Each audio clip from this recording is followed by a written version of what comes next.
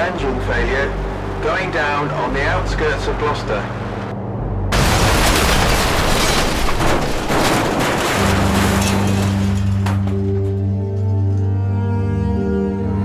On the 22nd of March 1963, a Vickers Varsity twin-engined aircraft of Smith's Industries of Cheltenham crashed less than 2 miles from the city centre of Gloucester. This is the history of this famous but very tragic incident. And we'll also fly the plane's final flight path, seeing the crash from the pilot's perspective. Finally, we'll discuss whether the pilots were ultimately heroes or villains of the accident.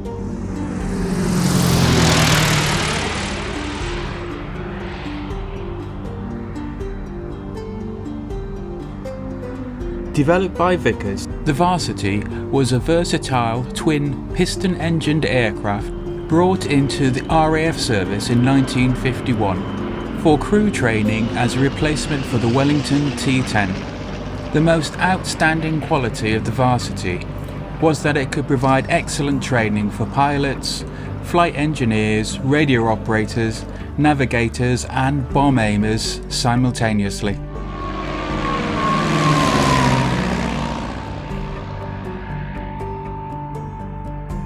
First pilot Arthur Palmer was an experienced former RAF pilot and was taking Thomas Kelston on a training flight as part of a conversion course to enable him to fly the Varsity as a pilot in command.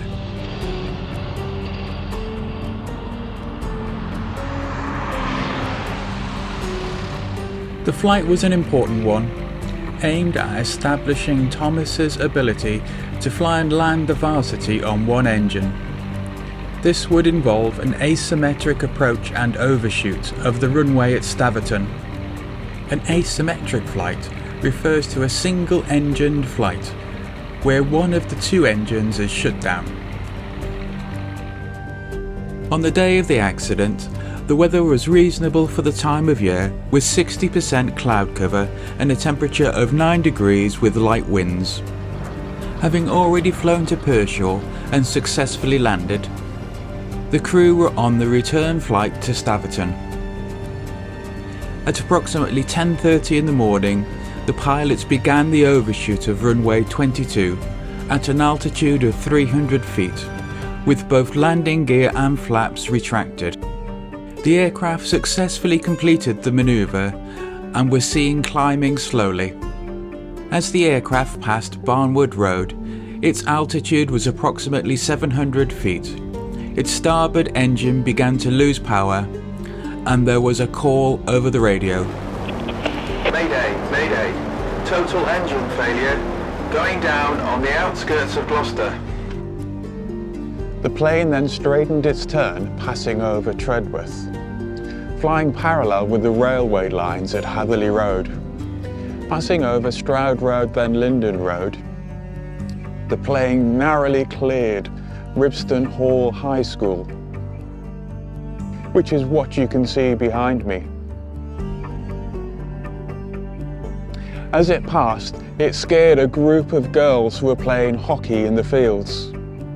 At this point, it seems likely that Palmer and Thomas were trying to put the aircraft down on the playing fields a few hundred yards away from them at Cripps School. However, they were losing valuable altitude, and the plane was too low to make it. They crashed into the roof of 189 Tuffley Avenue. The impact was devastating, completely smashing the nose and cockpit, and instantly killing both pilots. The fuselage ended up precariously perched on the roof of the house, with its tail section overhanging the north wall. Amazingly, there was no fire or explosion, and the three women in the house had a miraculous escape. 85-year-old Florence Drury, her home help, Mrs. Bertha Franklin, and Mrs. Edith Hutchins all survived the impact and managed to escape. Mrs. Hutchins' escape was particularly lucky, as she was in the upstairs bedroom when the aircraft impacted the house. By the afternoon of the 27th, the whole area had been cordoned off and made safe by the local fire brigade. The aircraft needed to be tethered to the building until it could be safely removed.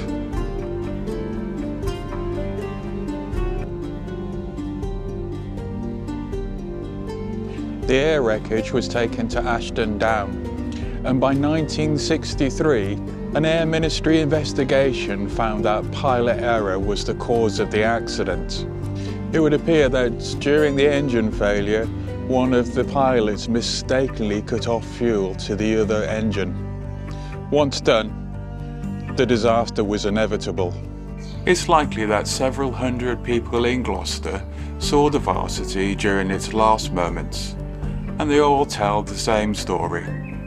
The aircraft had one engine stopped and was flying very low and slow, and it was losing height all the time. The fact that the Gloucester accident only claimed the lives of its 2 pilots was somewhat miraculous, given where it finally crashed. It passed over the city's eastern suburbs, narrowly missing 2 schools. In the intervening months after the crash, much speculation had taken place, discussing whether the pilots were actually heroes, given that they may have deliberately avoided hitting Ribston Dale School, or even that they aborted an attempted landing, given that there were children playing hockey on the fields at the time, and the plane then crashed into 189 Tuffley Avenue. This attitude is not surprising, given that both men were very popular and well-respected members of the local aviation community, and their deaths had come at a great shock. In general, the Varsity was a very safe aircraft. Of the 163 built, only 17 were lost through accidents, and these were RAF flights.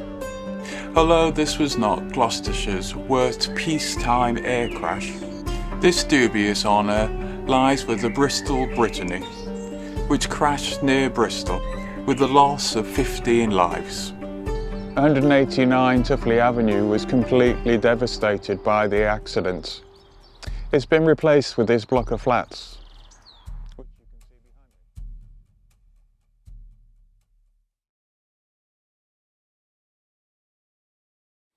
Well, I do hope you enjoyed that video about the Gloucester Air Disaster. If you did, do please remember to smash that like button, it really does help the channel. And if you want to keep up to date with all of our latest videos, do subscribe to the channel. Or you might even enjoy some of our other previous documentaries, hopefully which will link just here. Thanks for watching. Bye for now.